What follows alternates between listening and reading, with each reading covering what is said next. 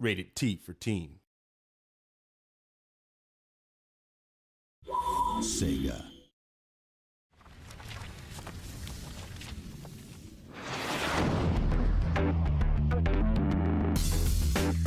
When SEGA acquired us, it was part of a movement to do more Western development, to expand development around licenses.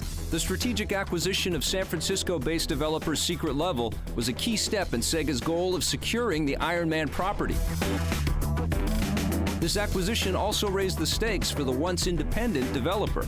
Iron Man means a lot to our company. It's a chance to really reach out and hit the mass market in a way that we don't often get the chance to do. It's a real testament to SEGA's commitment to the project, to Marvel in general, that they're going and building up their internal studio around, the Iron Man franchise. The problem with a lot of licensed games is that they don't have enough time. So one of the ideas behind acquiring a studio like Secret Level was, hey, if we acquire Secret Level and we then go and sign a license with Marvel, we can go instantly to Secret Level and say, hey guys, we have this great license, start working right now.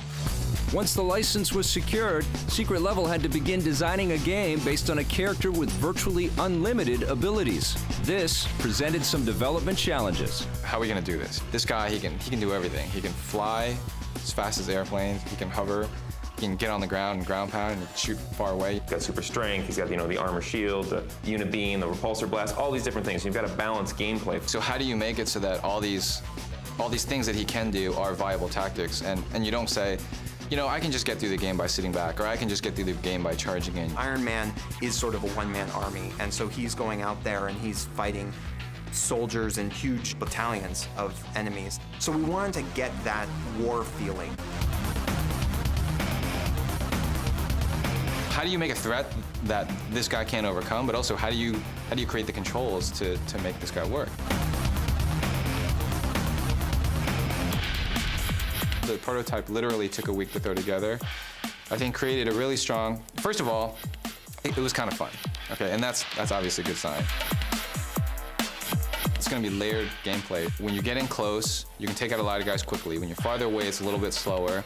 You have energy usage, which restricts some things, but we always want to make it so you can always fly. What we needed to do from very early on is get the flight down. And not flight in a drifting up in the air kind of way, but like pounding against the air at hundreds of miles per hour. And how do you keep up with that? And how do you draw terrain fast enough?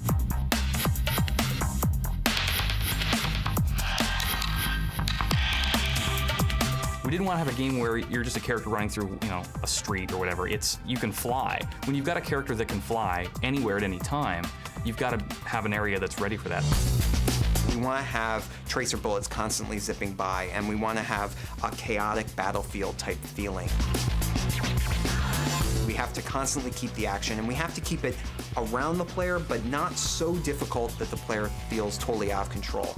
And so I think that's an area that we're really working on. How many missiles can come at you at the same time? How many people can be firing at you? Constantly twisting that dial, getting it just enough, but not enough to be frustrating. Trying to find, the perfect match of the flight, the melee, and the range combat, and all bringing that together and making it look beautiful and really, feel like an extension of the film was all things we had to think about. When that started coming together, we said, this is going to be a really cool game on its own. It's a great license. Everyone agreed with that. But this is going to be a really cool game.